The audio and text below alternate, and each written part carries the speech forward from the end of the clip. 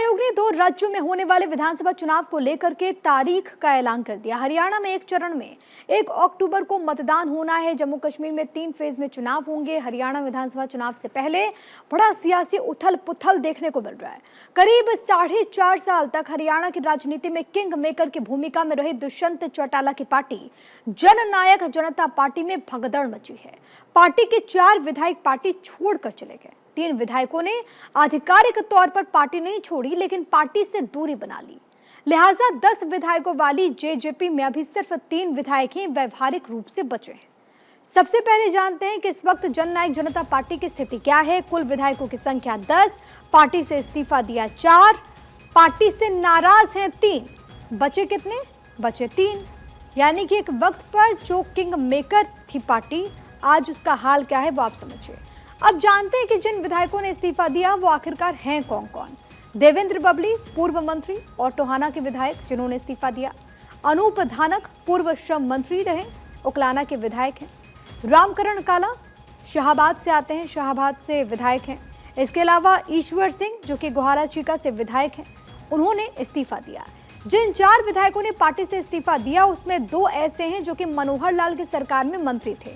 ऐसी अटकलें हैं कि विधायक रामकरण काला कांग्रेस में जा सकते हैं।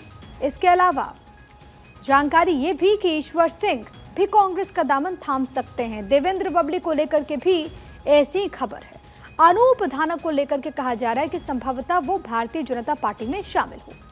जेजेपी ने अपने 2 विधायकों नरवाना से राम निवास सुरजाखेड़ा और बरवाला से जोगीराम सिहाग की सदस्यता रद्द करने को लेकर के यहाँ पर नोटिस दिया था। दूसरी तरफ जेजेपी के जो नाराज विधायक हैं उनके बारे में आपको बता रहे रामकुमार गौतम, जो कि पार्टी नेतृत्व के खिलाफ मोर्चा खोलते हुए नजर आ चुके हैं। अब बचे हुए विधायक कौन कौन हैं? दुष्यंत चौटाला जो कि विधायक हैं, नैना चौटाला खुद उनकी मां हैं, बाठरा से विधायक हैं, और जुलाना के विधायक अमरजीत ढांडा इसमें शामिल हैं। यानी कि ये 3 विधायक इस वक्त जननायक जनता पार्टी में बचे हैं।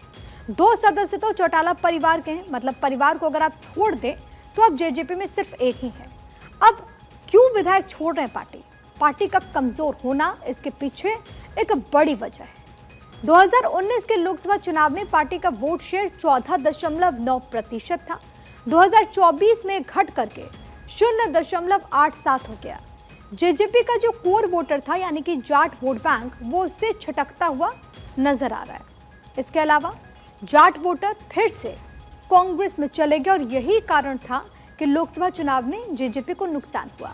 बीजेपी के साथ किसान आंदोलन की वजह से ये जाट वोटर्स जेजेपी से दूर हो गए, जिनका सपोर्ट पिछली बार हरियाणा के विधानसभा चुनाव में जेजेपी को मिला था, लेकिन अब वो पार्टी से दूर हो गए। ये वो तमाम कारण हैं जिसकी वजह से पार्टी यहाँ पर कमजोर होती हुई नजर आ रही है।